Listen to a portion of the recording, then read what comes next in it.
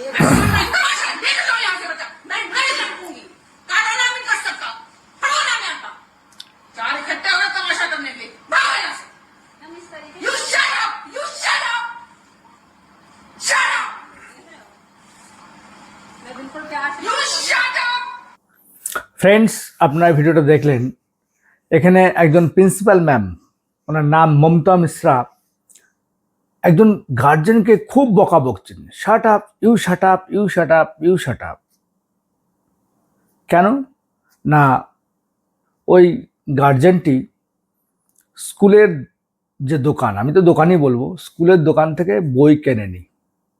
মানে English medium স্কুলগুলো, বেসরকারি স্কুলগুলো এখন একটা মল হয়েছে, শপিং মল।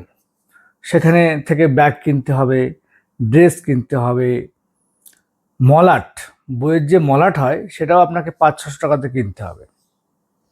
তো ওনার অপরাধ, তিনি কেনেননি, অন্য ভ্যান্ডার থেকে বই কিনেছেন। এবং প্রিন্সিপালের বক্তব্য অনুযায়ী ওই মহিলা এসেছিলেন, ওনার এক ছেলে ওই স্কুলে পড়ে, ছোট ছেলেকে উনি ভর্তি করেছেন, 1300 টাকা পার মান্থ তাকে দিতে হবে। ওই জন্য যদি ফিসটা একটু কম করা যায় তাহলে একটু সুরাহা হয়।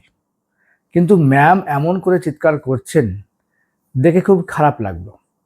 আমাদের দেশে সত্যি খুব অবাকা, মানুষজন সরকারি বিদ্যালয়ে পাঠাবে, সেখানেও পরিকাঠামো নেই, সেখানেও ঠিকমতো পড়াশোনা হয় না। আবার বেসরকারিতে পাঠাবে, সেখানেও পড়াশোনা হয় না, শুধু দেখনদারি, শুধু ফেস্ট, আজকে এই অনুষ্ঠান, কালকে সেই অনুষ্ঠান, আজকে এই টাকা লাগবে, কালকে প্রজেক্টে এই টাকা লাগবে, আসল শিক্ষাটা কোথাও নেই। তো ভারতবর্ষে এই যে সিস্টেম চলছে, বেসরকারি স্কুলগুলোর বিভিন্ন প্রোডাক্ট বেচা, স্কুল থেকে, বই থেকে আরম্ভ করে সমস্ত কিছু। এবং আরও একটা বড় ব্যাপার, রিঅ্যাডমিশন ফি। প্রতি বছর একটা স্টুডেন্টকে ভর্তি হলে আবার টাকা দিতে হবে। এইটা কিন্তু গভর্নমেন্টের অবশ্যই বন্ধ করা উচিত।